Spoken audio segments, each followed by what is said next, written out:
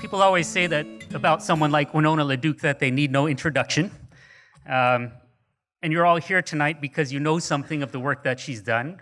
But people like her need an introduction more than anyone else so you can understand the enormity of her work, of her vision and her commitment, and to be inspired and maybe a little bit awed by how much a person can do. You can see a list of her accomplishments just by Googling her. She's been named Ms. Magazine Woman of the Year, won a Reebok Human Rights Award, has degrees from Harvard and Antioch in economic development. She's been a vice presidential candidate twice on the Green Party ticket. She's written 6 nonfiction books, mostly on indigenous environmental issues, in addition to a novel. And her essays appear all over the place. I'm really jealous of her productivity. She founded or had a hand in founding the White Earth Land Recovery Project, the Honor the Earth Project, the Indigenous Women's Network, the list goes on. She just keeps pushing and getting us to work harder and pulling people together. So I first met Winona LaDuke in 1992 or so, and she won't even remember this part, but she was working to stop hydroelectric development on Cree lands at that time. In northern Canada, and she made a stop at my college. And so I was inspired in that moment just by how down to earth and how bright she is, like she just is inspiring. And then I saw her speak on the campaign trail in Minneapolis in 1996, and then I had the good fortune to be her teaching assistant at University of Minnesota for a couple of quarters. I know you're jealous. And so now I teach a class modeled after hers here at the University of Oregon on Native Americans and environmental issues, and I teach her books in that class. So, bringing that knowledge to more generations of people. So in this long acquaintance, I've had some time to contemplate her role and to compare it with the work of others and to think about what she's meant to us. And Winona LaDuke has been committed to understanding the ways toxic values destroy the environment, assault indigenous communities, undermine the well-being of women, and promote an unhealthy and even deadly future for all of us. She's understood and, more importantly, been able to explain the amplification of those toxic values at the intersection of indigenous women's bodies and lives. And she's been able to explain how those toxic values affect each and every one of our futures as well.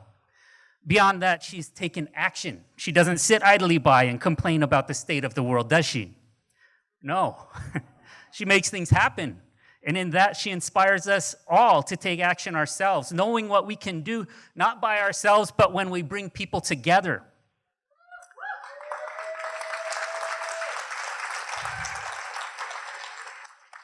So without further ado, let me invite you to join me in welcoming Winona LaDuke to the stage. Thank you for that very gracious introduction. Ani nindawe maganaduk, nikagoy gitamagas, bine seque to go makwa ndodeum, gababani kagish, kaniganing and dunjaba amigwich. Thank you all for the honor of being here with you tonight. I have a lot of friends out here, a lot of people I know for many years, really honored. People came out, all you Wintus that came from way down there. Right. So my girls, I have so much fun every time I see them. I just can't quit laughing. So really honored to be here. I feel like, first, this is an epic moment. This is our moment. Look out there, and we're the people that got a shot at stopping them from genetically engineering the world's food supply. We could do this. Stop them from combusting the planet through oblivion, making a lot of other things toxic. We have the chance to do something that is great spiritually. And we're going to do that because of our relationship to our Mother Earth and the reaffirmation of our relationship to Mother Earth. I feel it is really important for us to also talk about what making America great looks like. And I think we have a different idea, and that must be our process too. Because one thing that I refuse to do is to let them take from us our power. Whether it is, when they talk about that they have faith, I too have faith. I have great faith, but I'm not a Christian. When they talk about, what they want to see, we have vision too, and we must actualize that vision. I live on the White Earth Reservation in northern Minnesota. a place of 47 lakes and 500 bodies of water, a place that is beautiful that the Creator gave to the Anishinaabe people, a place where you can still drink the water from a lake. That's a pretty good gig, huh? So I'm gonna work on keeping that. That's my plan. Work on keeping that. Now this is this time that we are in where there are many sacred beings around us and there are many sacred places. I was working on my notes this afternoon and I found this Lummi man named Justin Finkbonner. He passed away, I think it was last year.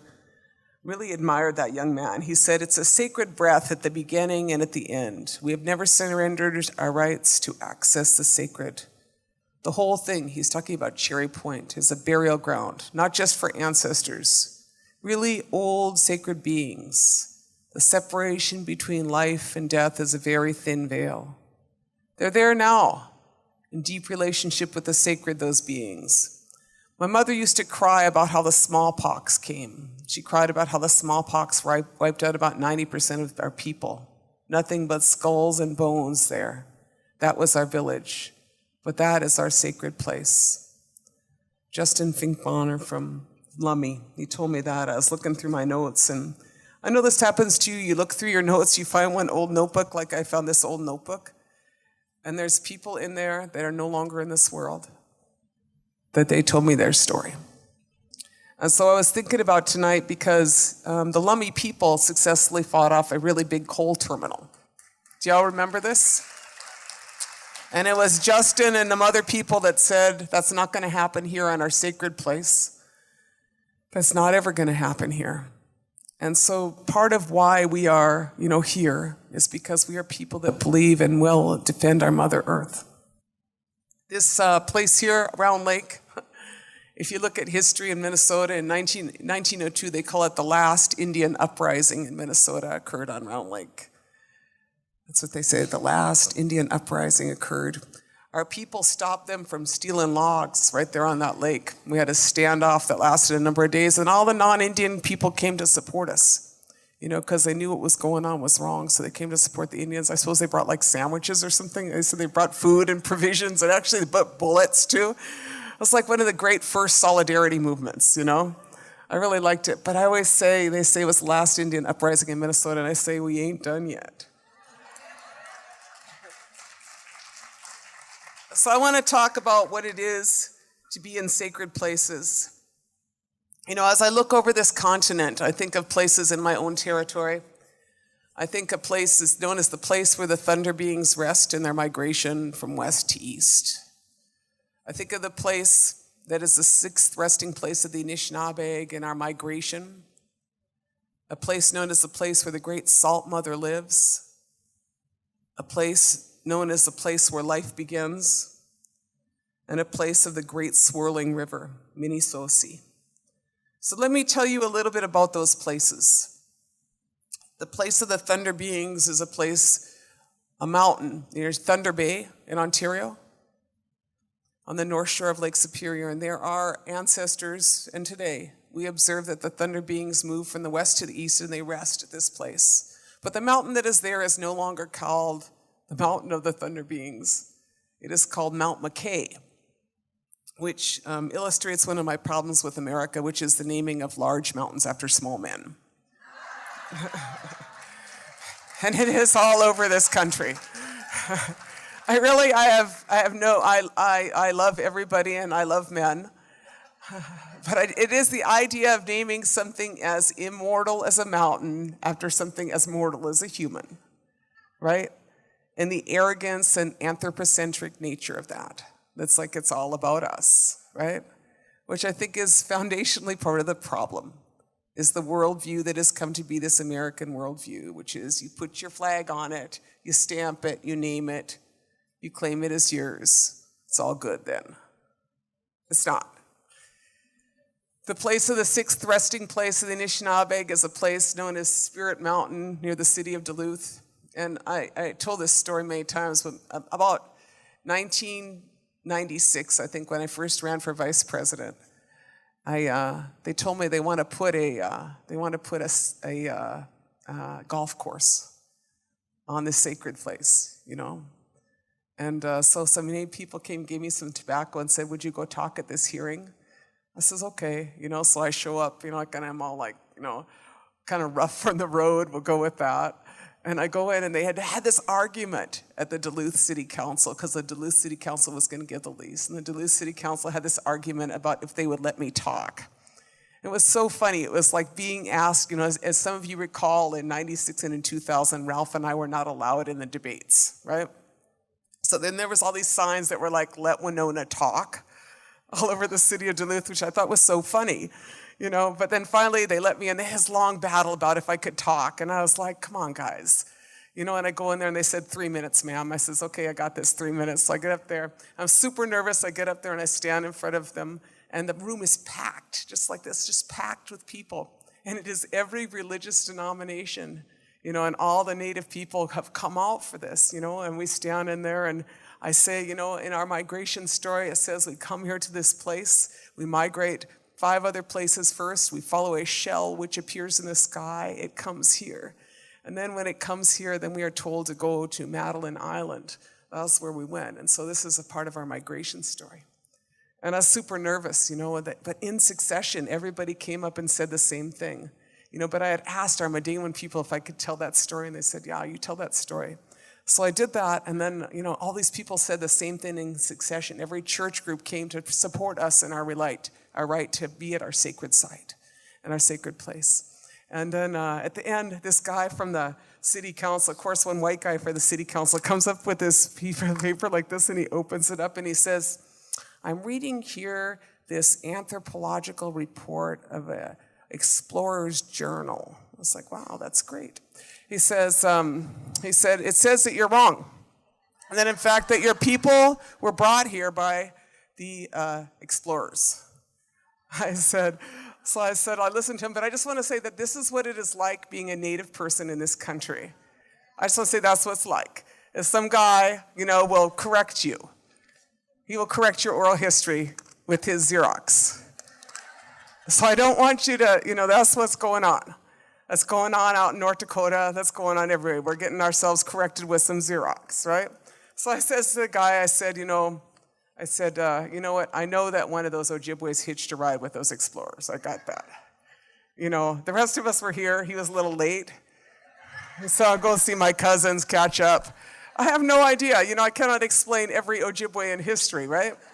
But the point was, so then they vote, and they all vote. It's, you know, they vote to oppose giving the land up for the golf course. And then the mayor, who wasn't even at the meeting, he overturns that. But in the end, we won. In the end, we did win. You know, so I want to say that's how it goes. The Great Salt Mother is a story of the Zuni Salt Lake. A long time ago, it is said that the Zuni people lived with the Salt Mother. She lived amongst them. And then they acted poorly. And she was insulted by their behavior, is how it was told to me. And so she moved. So there's a place near Gallup, New Mexico, known as Zuni Salt Lake. Have you ever heard of this place? You're not supposed to go there, but it's there.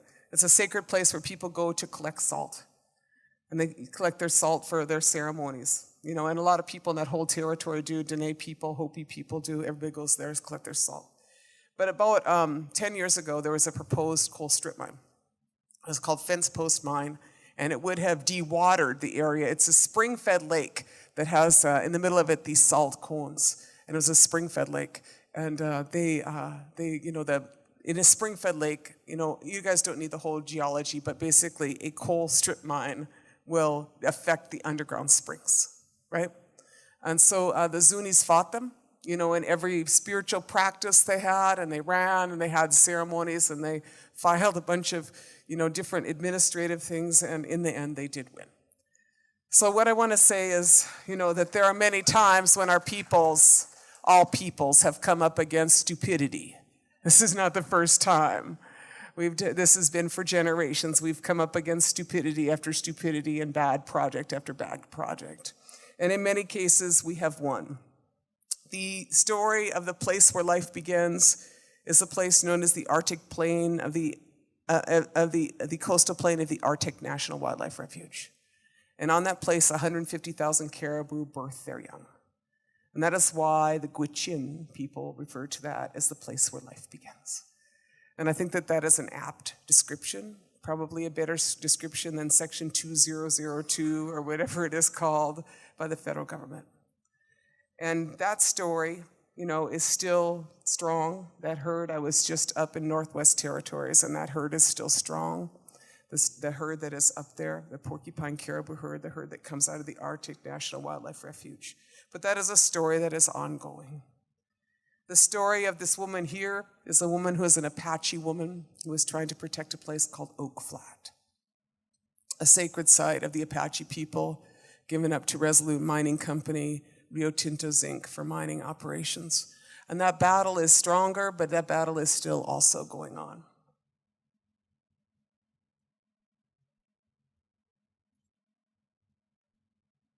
And this is the place.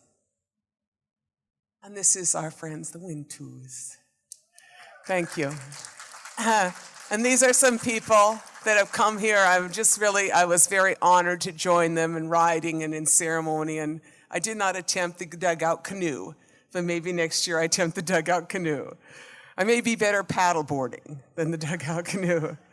But they are people that would like to keep their land and their river, and they would like to not be flooded by a raising of the Shasta Dam for the benefit agricultural interests in California.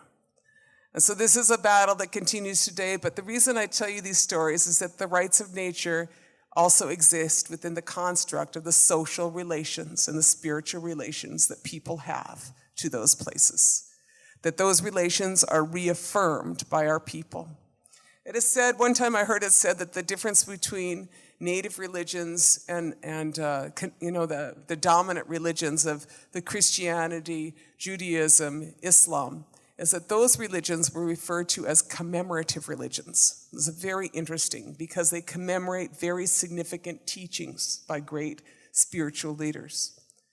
Our religions, indigenous religions in the Western Hemisphere, I have heard called reaffirmation religions.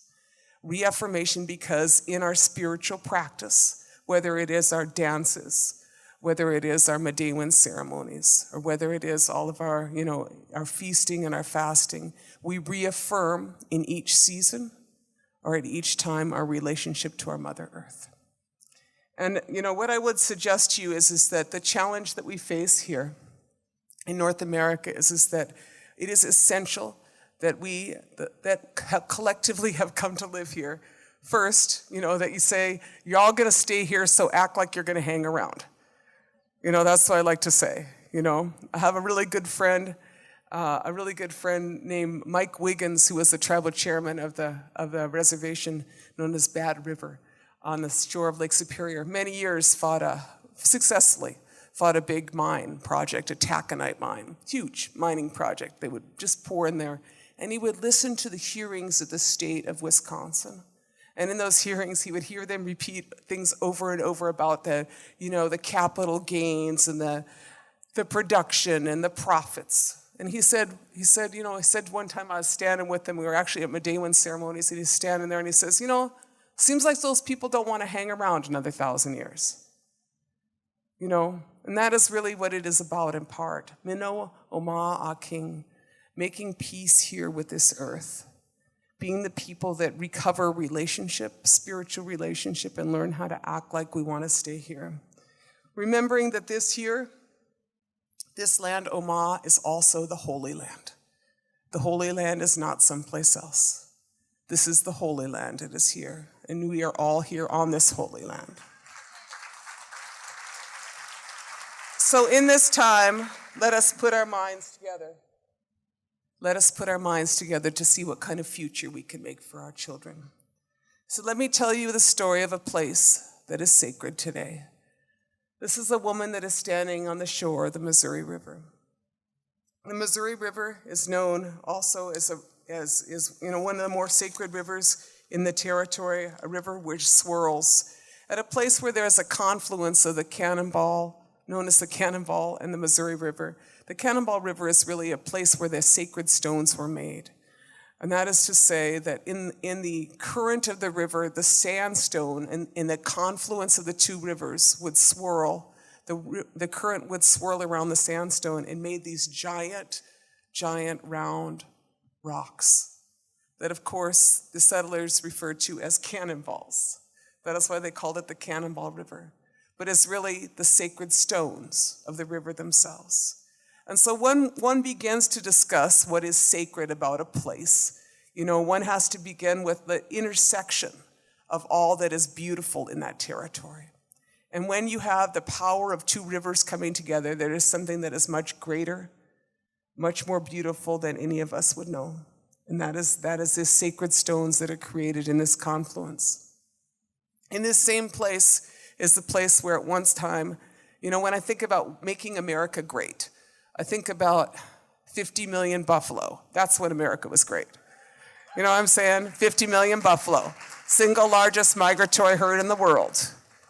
The pounding of their hooves would change an entire ecosystem. The resonance of the hooves and the pounding of the herds would change how the water related to the soil and related to the plants. Just imagine 50 million buffalo. That's when America was great.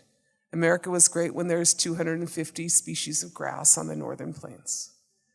Biodiversity, tremendous biodiversity. America was great when there was billions of passenger pigeons. That is when America was great. That is when America was great. Now, we are people who have not seen all of that, but we need to be people who do not have ecological amnesia. That is to say, we cannot be people that forget that beauty and that greatness, because someplace the spirits of those beings exist, and they count on us not only to remember them, but to whatever ability we have to bring them home. I'll tell you some stories about that in a little bit, but let me tell you a little bit of the story that we are now all watching unfold in North Dakota, in Standing Rock territory. So it is a long story, but what I will tell you is that the Missouri River is the epicenter of northern agriculture in this continent. That is to say, very much like the Nile River Valley. Now, I know in the mythology that created America, there's some kind of idea that we were just like hanging around and I don't know what we was all eating. But, someone had to come up with 8,000 varieties of corn before Monsanto, right? You understand what I'm saying? It's like we had this pretty good. We had 8,000 varieties of corn. That's a lot. We wasn't just chilling. We was working, and a lot of that was the work of women. Actually collecting, if you think about actually a good portion of the world's food, as you know, is grown by women, because not only do we want to know how it grows and how it, when it arrives, but also we want to know how it cooks, if it tastes good, right? So seed selection, why would you want to grow something if it doesn't taste good, right? Seed selection is often the work of great women. So all of these varieties exist in this territory. In this territory, many different people live there.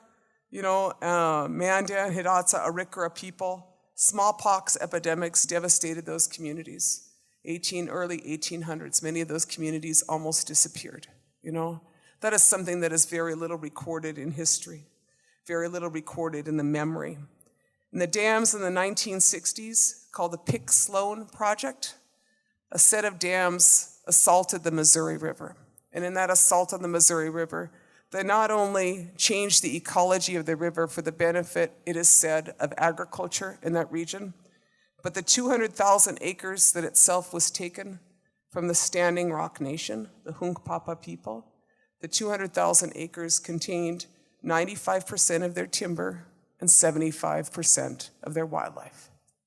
They drowned a lot of the people's culture, which is what our people understand happens to us when you have big dam projects. And almost every big dam project in North America has flooded our people,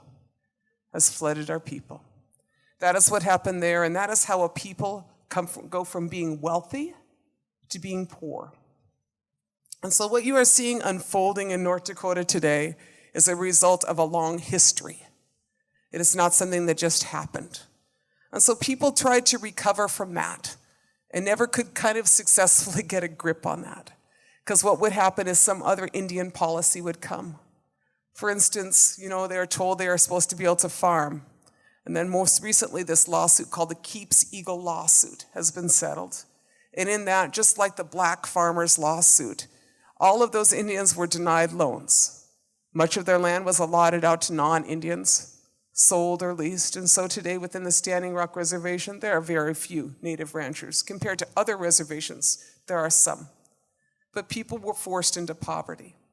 And in that poverty, the state of North Dakota began to flourish. And the reason I say this is that all of us are kind of watching, I believe, with some horror, what is happening. 485 people have been arrested so far. The situation of those arrests, everyone has been strip searched. Many of them have been cavity searched for misdemeanors, right? I talked to Ron, his horse Thunder, former tribal college president. I think he's the chairman of the board of the tribal college now, former Standing Rock councilman. He's a little older than me. He's in his mid-60s, and he says, yeah, me and the wife was standing there, was watching what was happening, and they kept pushing at us, and we just stood our ground. We just stood our ground. Those cops kept coming, He says, and then they arrest us, and my wife and I, we spent 9 hours in a dog kennel. That's Standing Rock. A lot of people, a lot of people have been hit with,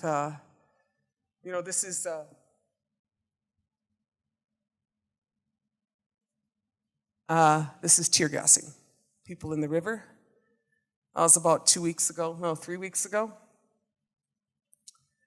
And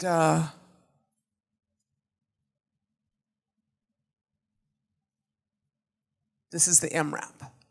Now, I myself did not know a lot about military equipment. This piece of equipment on the right from Stutzman County, I don't know why they had one, because there's only probably about 20,000 people in the whole county, and I'm not really sure why they needed that piece of equipment. But I think that Homeland Security bought that for North Dakota, right? And so that piece of equipment, an MRAP, is basically a war party to go. It's called a mine-resistant armored personnel carrier. A mine-resistant armored personnel carrier. And what I'm trying to understand is why North Dakota would need any mine-resistant anything. To the best of my knowledge, there are no landmines in North Dakota. There are a lot of nuclear weapons, which I'm trying to figure out who's doing the assessment of the earthquakes that result from fracking and how that's going to work out with the nuclear weapons silos in North Dakota. The whole thing may just explode from what I can figure. Y'all follow me on this? I'm talking about the earthquakes in Oklahoma, and so if you've got, 16,000 fracking wells in North Dakota, at what point are you going to have an earthquake, right? And who did the assessment of the earthquakes and the nuclear missiles thing? No idea. So they're already pretty well armed up there in North Dakota, but mostly with nuclear weapons and not with this. So that's the MRAP, first time I saw it. And then that thing there, somebody told me what that's called, I forget, but it has this big sound thing on it that busts your eardrums, right? And that's like the least of what they have been using on our people. The least of what they have been using on our people. Now, how does that all happen? What I want to say how that all happens is that we all, in civil society, don't pay attention to what's going on. And what I want to say is that, I live in Minnesota, which is just east of North Dakota. And in my 35 years of residency on the White Earth Reservation, I've spent a great deal of time dealing with problems that come from North Dakota. Largely it is coal generators and the mercury that ends up in my lakes from North Dakota. After that, it is like agricultural runoff, and the North Dakota blows over my reservation, right? Then we start on this battle with the oil. And, I'm going to talk about that a little bit more, but, so we battled off successfully one oil company coming from North Dakota. And then I come out here and I see this. But what I notice is that from North Dakota, the first time I actually went there was for a Leonard Peltier evidentiary hearing. And I've seen a lot of crazy things there, but what I want to say is that for the past 50 years, the population has been declining steadily in North Dakota. A lot of people moved over here, moved to greener pastures as Americans do, moved to California, moved everywhere. And so at least for the past 30 years, people have been kind of flying over North Dakota and saying, hey, there's North Dakota.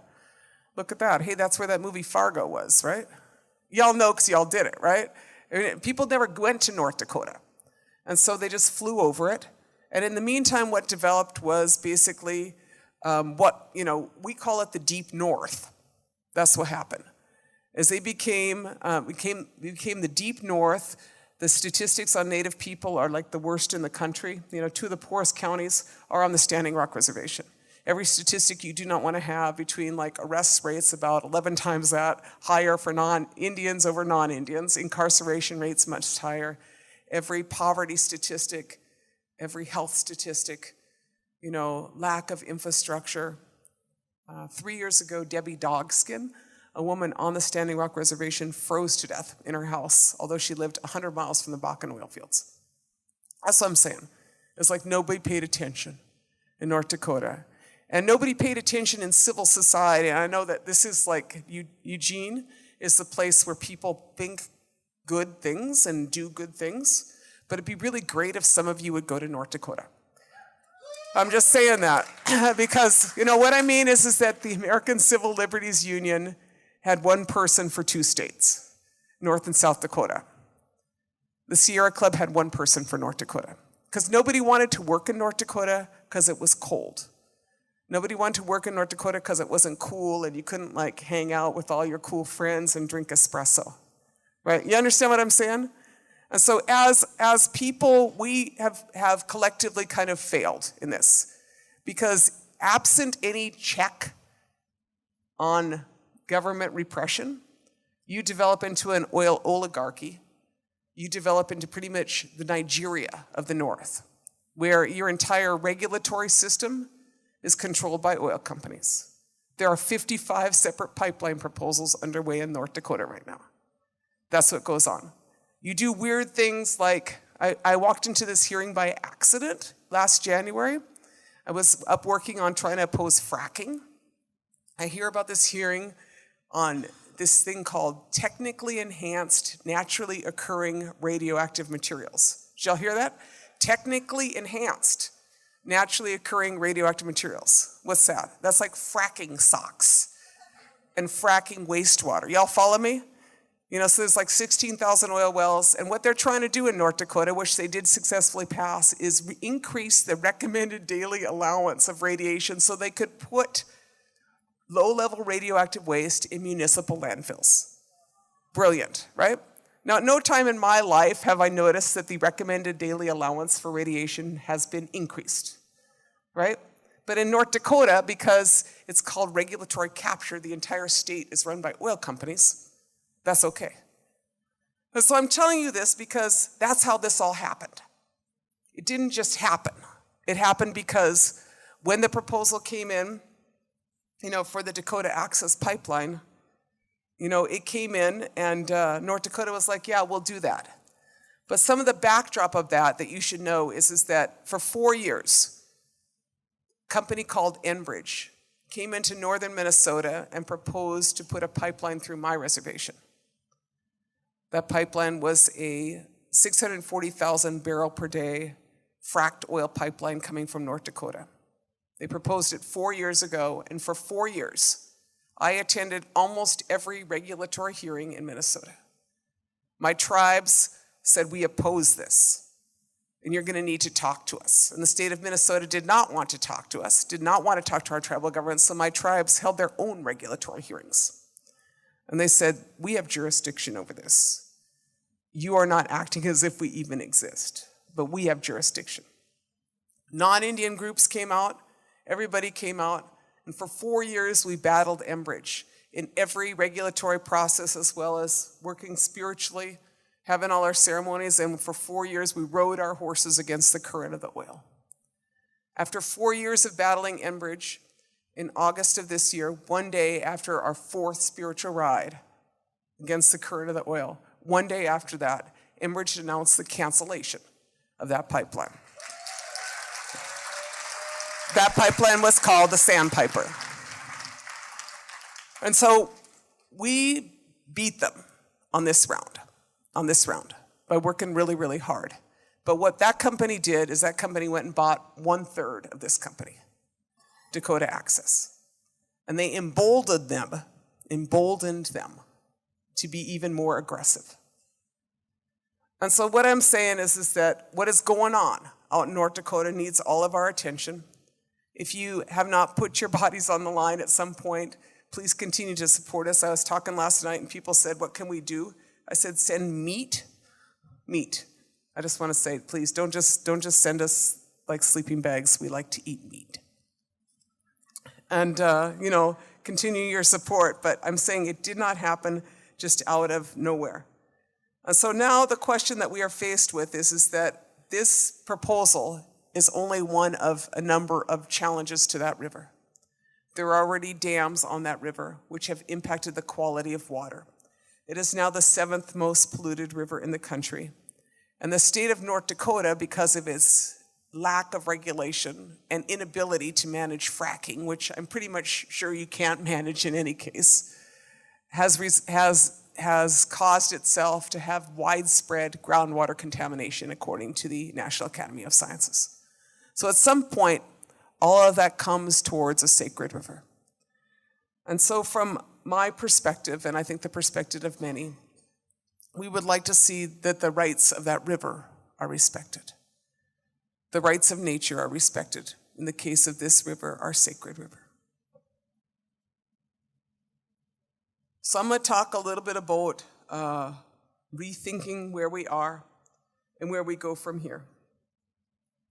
This is art from my territory. This is known as Anishinaabe art, and it contains within it a set of teachings of Anishinaabe people. If you look closely, you see inside the beings themselves, we have a teaching that most of that which is around us is animate, has standing, has spirit unto itself. The other thing you see in this is you see these spirit lines that connect these beings. Can y'all see this, what I'm talking about, kind of? The spirit lines which connect these beings. And those spirit lines talk about the teaching that I'm going to talk a little bit about later, which is Indinawe Maganatuk, that we are all related. Indinawe Maganatuk, that we are all related. And one of the things I think is really important, you're a very enlightened bunch here. And in that, though, as an undergraduate at Harvard University, and I no longer know what they do here at the university, as an undergraduate at Harvard University, if I wanted to study the art from Europe, I went to the Fine Arts Department. If I wanted to study the art from Native America, I went to anthropology. And so what I'm saying is that in most the paradigm that is replicated in this country, the Eurocentric bias remains. And there is some perception that some people's knowledge is not as valid as others. And then in the times that that we face and the opportunities that we have, it will be incumbent upon us to not only recognize that the answer to the problems is not likely in the paradigm which created them, right? But also that we must really liberate our minds to allow for the knowledge and the teachings of many peoples and of the natural world to help us to become the nations and the society that we are. With the ascendancy of Donald Trump, I had to play. Do y'all know this Jackson Browne song? It's really a Stephen Van Zandt song, which is "I Am a Patriot." Don't make me sing this all to you, but it's like, it basically is, I'm a patriot. And what I want to say is that I am very patriotic, but I am a patriot to this land. I'm not a patriot to this flag.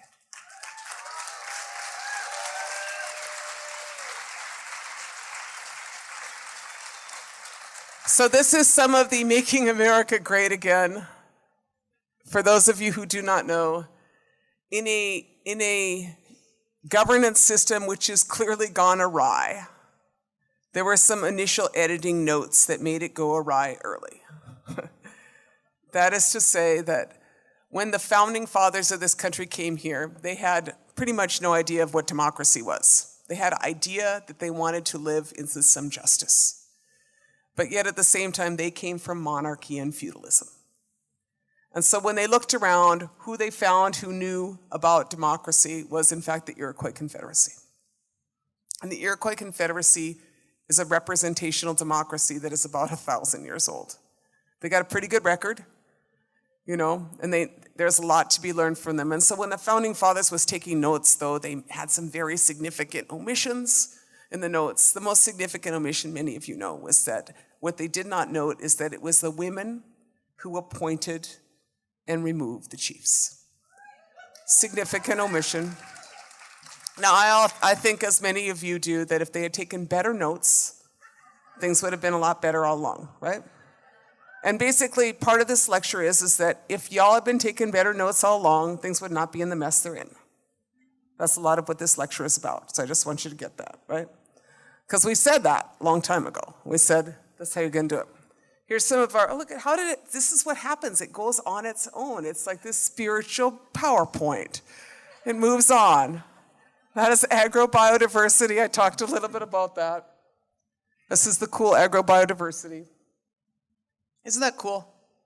That's Pawnee eagle corn. Don't y'all wish you could do that? I mean, that's way above my head. I'm a corn grower, and I don't know how those guys do that, but they're they spiritually got that corn. In their story, just to say about the rights of nature, there's this term I heard used by the Hawaiians, which was, how do they call it? They call it, I forget their genealogy, cosmogenealogy. Does that sound cool? Which means, it's your relationship to the world.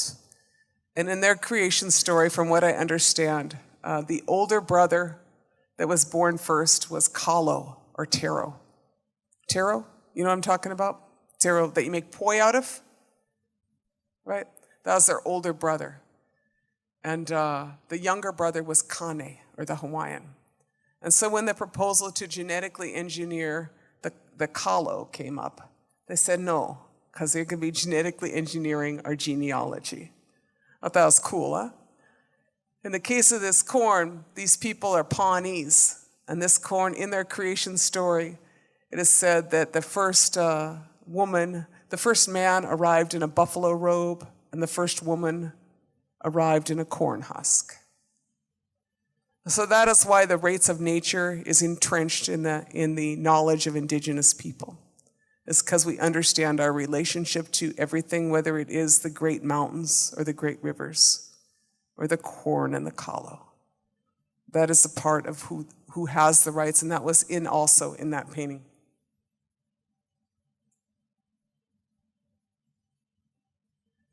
This is what we continue to fight for today, and this is a little bit about what we call a traditional cultural landscape. That is to say that this is our wild rice harvest, and it is a part of our our migration story as Anishinaabe people, and it is also a part of the land upon which we live. And in the legal battles that we have ahead of us over pipelines and mining projects, one of the things that we are interested in, and we have spoken to the Community Environmental Legal Defense Fund, very highly regarded in their work, is about the rights of wild rice and who will be the guardian of the rice. In this landscape, it is a being in itself, our rice, but in addition to being a being in this territory, it is a landscape within which we live. And this is how we live there. This is my reservation a couple years ago. It is most significant food for our territory, very much like the salmon for the people of the Northwest. This is our most significant and most sacred food. And so that is why Enbridge was not successful. It's because they did not understand. First, they didn't understand how many of us there were. And then they didn't, look at that, it just happened. I didn't even touch it. Did y'all see that? Isn't that great? All right. Continue, my friend. I just like that picture. Anyway. So, in the moment we are in now, see, this is it. Isn't that great? This is the moment that we are in fact in. It is a choice between two worldviews. It is a choice between two worldviews. And the implications of those for the legal institutions that we have today. So indeed, don't move. We live in a society where the rights of corporations have eclipsed the rights of all of us. That is what you are seeing in North Dakota, because in no way is the behavior of those corporations, is that like normal, right? And part of the insanity is that we live in a society which is entirely addicted to fossil fuels. It would not really be our choice, but that's how we set it up. So if you think of this, in the past 50 years, the human population has doubled. The consumption of water has tripled, and the consumption of energy has quadrupled. Now, how's that gonna work out? Not gonna work out, right? And in that last one, we find the quandary that we are in. We refer to it as an era of extreme energy. And that's to say that whether it is the pipelines facing here in Oregon, or the tar sands pipelines or the coal terminals, we are these people that in the past 50 years, I've been doing it, y'all were partying with me, we've consumed half the world's known oil resources, right? And in that level of consumption, I didn't mean to do all that on my own, but I had a pretty good time. Did y'all have a pretty good time? It's okay, we can admit it. We had a pretty good time, right? I actually saw on my mother's table a couple days ago some flowers that had come directly from Colombia the day before, I'm sure. It's like that's what's happened to us, right? And we've become a little entitled, more than a little entitled. And we consume a third of the world's resources, something like that, right? So in that, we can talk about these ideas of the rights of nature versus the rights of corporations, but I'm an economist by training. We must fundamentally change how we live. Because the rights are a reflection of the society in which we live. So as I say that, we reach this point where what's left is really hard to get. When you consume half the world's resources, oil resources, and you get to the point we're at now, what's left is really hard to get. So you have a society which is super hardwired, and you begin doing crazy stuff to fill your addiction, basically. So you do stuff like drill 20,000 feet under the ocean and hope that's gonna work out, right? It's not gonna work out, we all know that. That's what happened with Deepwater Horizon, but we're like, we got the technology, we can do it.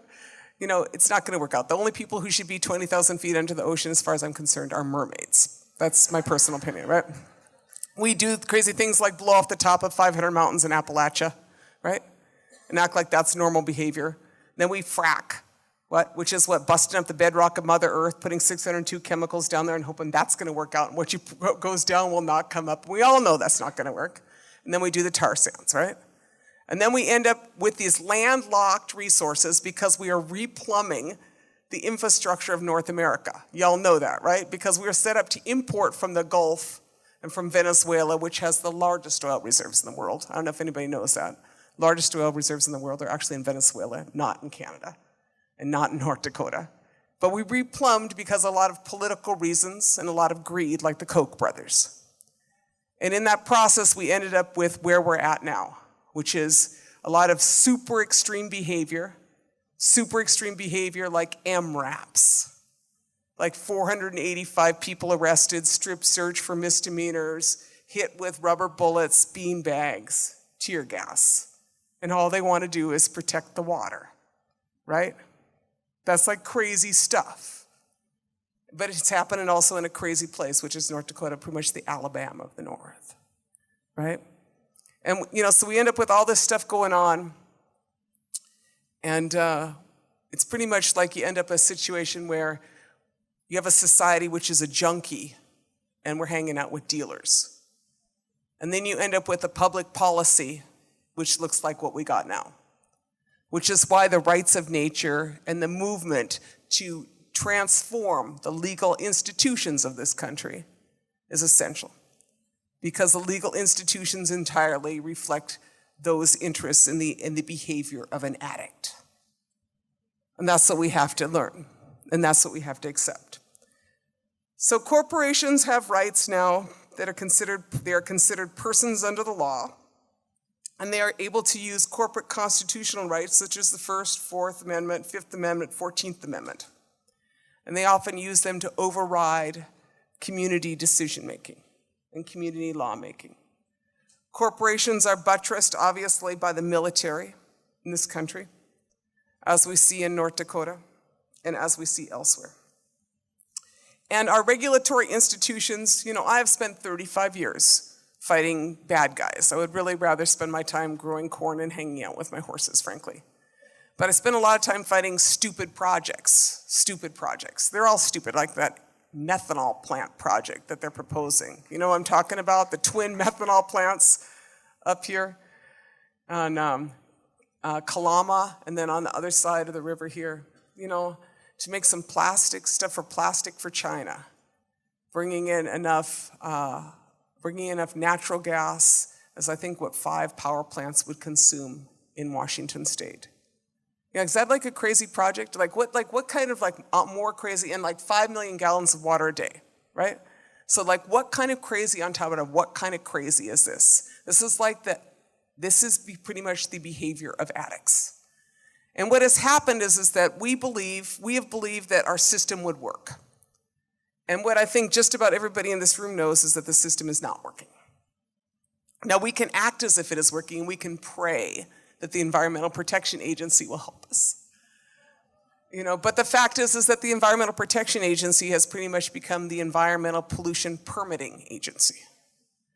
And that's what they do. Very, very, very, very few projects are actually stopped by the EPA. More projects in my history of 35 years of fighting projects are stopped by economics than by regulatory agencies. And so as we look with some despair at the incoming ascendancy of Mr. Trump, remember that is not the only way to fight things, is through the regulatory process. He does not control the world economy. He may think he does, but he does not. And a lot of these projects, the longer you fight them, the more expensive they become. That's my experience. But but at the same time, what we must do is we must be the people who understand clearly that it is incumbent upon us to transform the legal institutions that exist. So, I am reminded, and I will repeat it again at the end, that there is a movie tomorrow, which is on called The Doctrine of Discovery. I'm not going to give you the whole lecture on this, but it's at the Lane Community College Longhouse between 3 and 5 tomorrow. But that is the origin of some of your problem. Is that British common law was based on papal law, which is based on the doctrine of discovery, right? Y'all got that history lesson before, right? Some of you, the rest of you just go see this movie. I'll announce it again later. But what I'm saying is that the institutions are not, the legal institutions themselves have been flawed, and then regulatory capture, which is what occurs in North Dakota, is also influencing the implementation or the lack of implementation of whatever safeguards we have. But what we know is that slavery was at one point legal in this country. And it took individuals like you and me to abolish slavery. There was a point in this country where women did not have the right to vote. And it took people like you and me to change that. There was a point in this country where black people could not vote.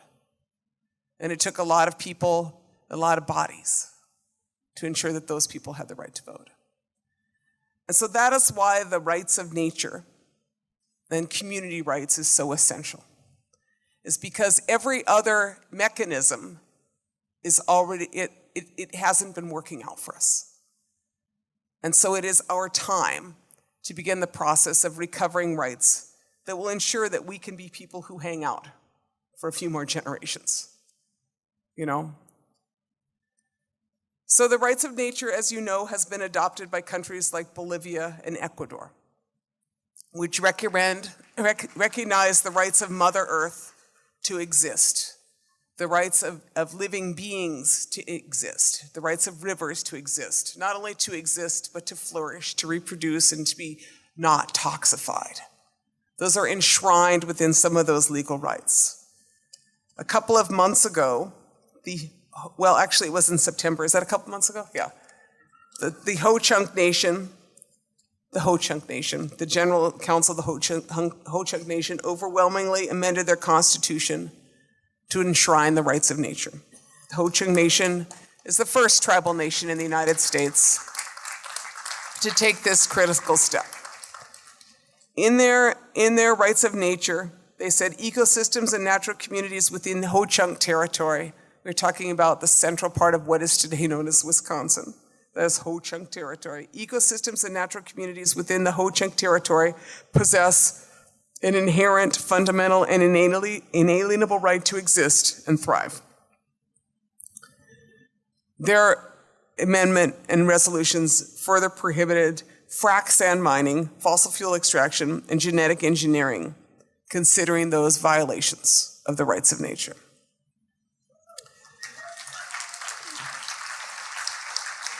So I work most of my time with tribal communities, First Nations, and I am encouraging all of our First Nations and our tribal communities to undertake these regulatory changes.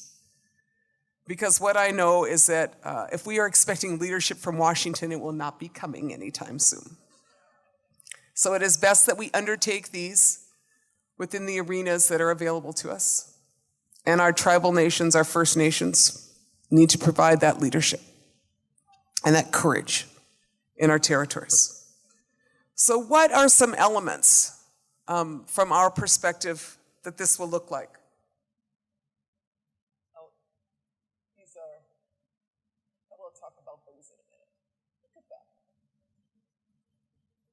I'll talk about that in a minute. What I would say is that if I was going to explain what the rights of nature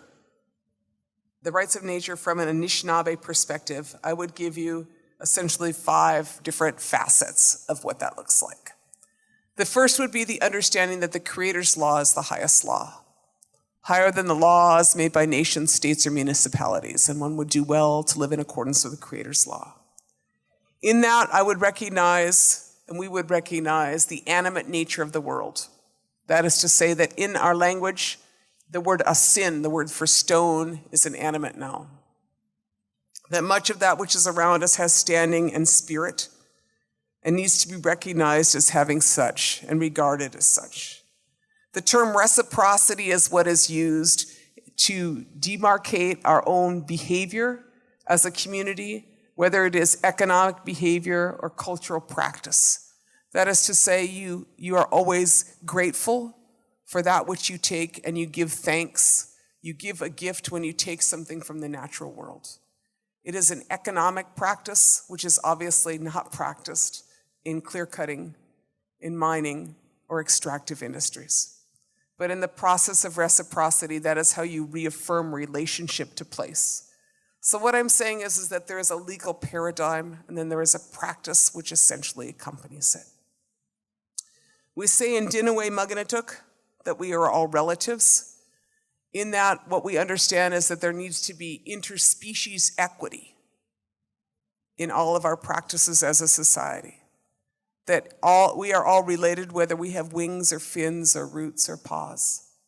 And each of those beings has a right to exist and have equity and access to their ecosystem. In other words, the rights of a salmon to not bash themselves to death up against a dam. The rights of a salmon to live or to return to their river is a right that is inherent in those beings and must be recognized in our practice and in our legal systems.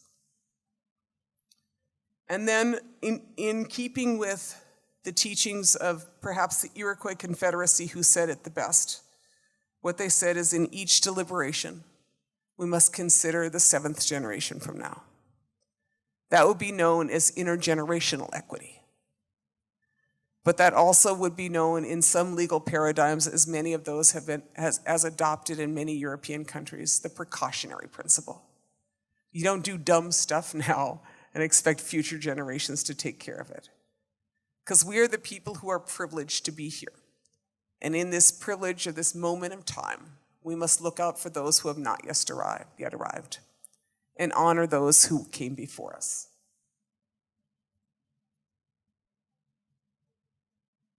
So this is the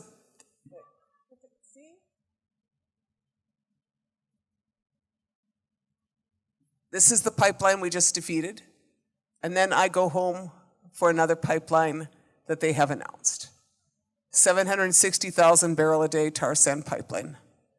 So as you look, understand that they are replumbing North America's infrastructure. And it is not just one pipeline. You all know the Kinder Morgan pipelines. There's pipeline after pipeline. And what I want to say to you is that in this moment we are in, it is really important to remember that we live in a country that is a first world country with a D in infrastructure. You have bridges which collapse. You have water mains, gas mains which explode.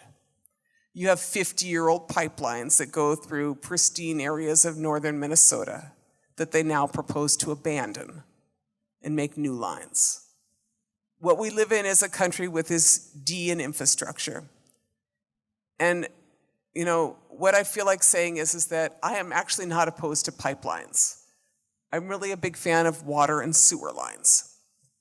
And as I look at the 300 miles of pipeline that is sitting in piles in northern Minnesota from a line that Enbridge, the largest pipeline company in the world, has abandoned.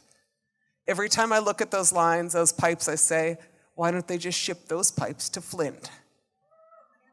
We are a country that can use infrastructure. Do not always be against infrastructure. But what we want is infrastructure for people, not for oil companies. We want jobs that make sense like that. And this is what I think, we refer to it as the Dakota Access Pipeline. And we refer to it as the Dakota Access Pipeline for a couple of reasons. One is this is the actual life of a fracking well in North Dakota. It is 5 years. They have to keep putting in new wells because they're at the bottom of the barrel. So you put all those explosives down there, all those chemicals down there, and your whole line only lasts 5 years. So you have to keep producing. Right now in North Dakota, they are producing 900,000 barrels a day of oil. They are at the bottom of their boom. I think a lot of you know this, right? It has bottomed out in North Dakota. There are very few trains going my way of bombs, and all of the oil that is going up out of North Dakota is already leaving North Dakota at present. It is already going out there, either on train or on pipeline. And what I want to say is that the North Dakota Department of Mines and Energy has announced that in 2019, 2 years from now, or 3 years from now, there will be 900,000 barrels of oil a day going out of North Dakota. So what I want to say is that there's 900,000 barrels a day going out now. And in 2 years, there'll be 900,000 barrels a day. So what I'm trying to understand, which we should all be wondering about, is where 560,000 barrels a day of oil is going to come from. And that is why we call it the Dakota Access Pipeline. It's the Dakota Access Pipeline. There is no need for that pipeline. The only thing that is clear is that the hatred of the state of North Dakota for the Lakota people is blatantly clear. The greed of Energy Transfer Partners and Enbridge is blatantly clear. And the civil crisis that exists in our society as we watch the aggression and abuse of human rights for the benefit of a private corporation is egregious to this country. Now, we did a little figuring. We figured that the $3.9 billion that they want to spend on the Dakota Access Pipeline could do some better things.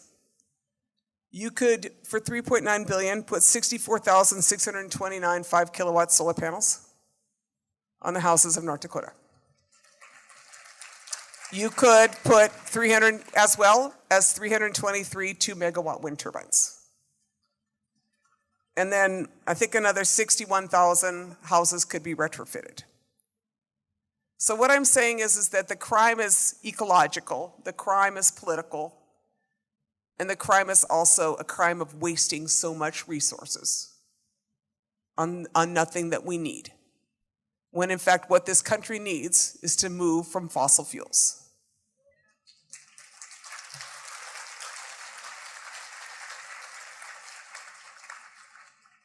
Here's your methanol plant. World's largest gas to methanol facility. That's what you guys are looking at. So fight your own battles over here too while you're at it, okay? There's plenty of you. This is what the future looks like. You know, this is the foundation for an Earth Lodge out there in Mandan Territory. This is what the future looks like. This is a project I worked on at Navajo, 25 kilowatts of solar on Navajo Tribal College, using pollution credit money from the now defunct Mojave generating station. Don't just say no, articulate what you want, and make America great in our own way. This is what energy production could look like in our own territories. And I want to say that while Trump ascended to the presidency, in the state of Florida, there was a measure on the ballot which would allow people to hook up to the grid with their houses for solar. You know, each house, right? Florida, we're talking sunny place, right? $20 million was spent by the utilities to oppose that ballot measure, and they lost.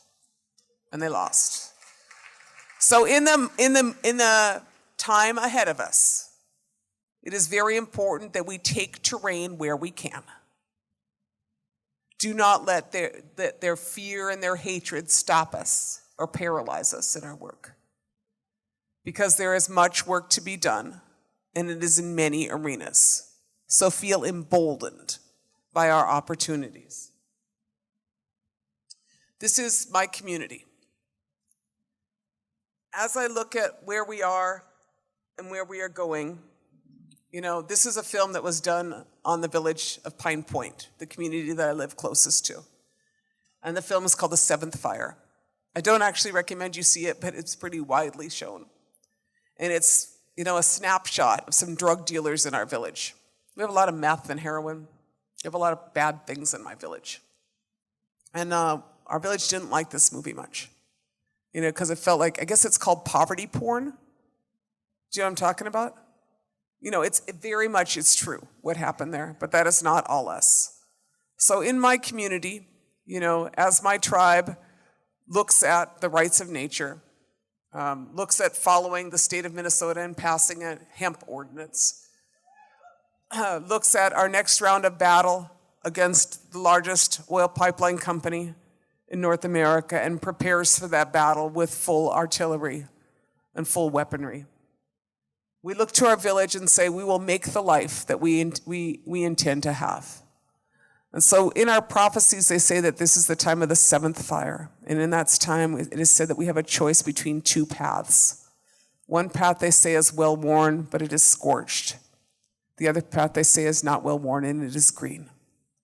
And it is our choice upon which path to embark. And in that, this is the choice that we make in our village.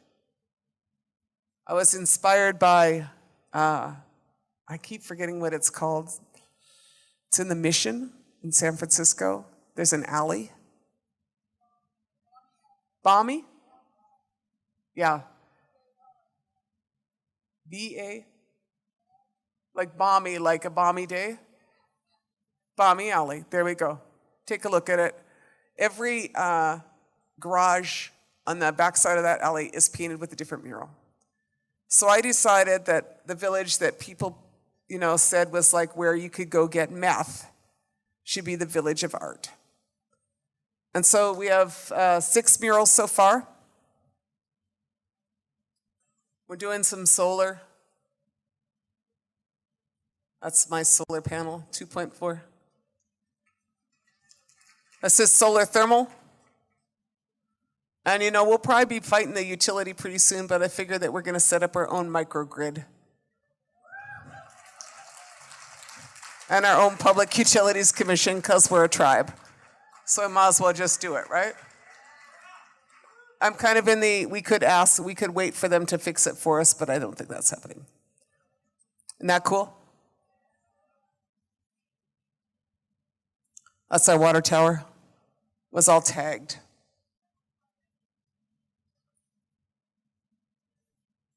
This is a cool dude. For my community, his name is Nagani Benes. I have this painting in my living room, but it's like, you know, it looks out there and that's what the future looks like. That's really up to us. The regulatory systems and the laws that we will create that support the rights of nature, the rights of beings to exist, will be complemented by our work in our communities, because laws are a reflection of the beauty of your society. So, as I thought about what I was going to tell y'all, I have some good friends here that joined me. I got my friend Riverstone, he was with me. He's over there. But this is a guy named Waylon. And we just rode the proposed DAPL route, a couple 100 miles. I just like that guy's airborne. You see that? He's pretty much airborne. And there was this great Matthew King quote. He was one of the great leaders of the Lakota Nation. He passed away. I had a real privilege of interviewing him. One time he said, I heard him say one time, the only thing sadder than an Indian who isn't free is the Indian who doesn't remember what it's like to be free.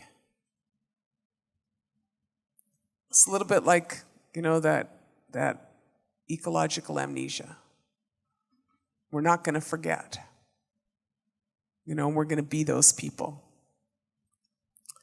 And those same people, they told me this story about being in a sweat lodge. And in that sweat lodge, they was getting in there, these Lakota guys, these Oglala guys. And they said they was getting in there and they was kind of, kidding around and talking smack. Let's just be honest. They was just talking about stuff, this and that. And he did that and who did that. What happened and how council did this and how this guy didn't do this, I just want you to know we all talk smack sometimes, right?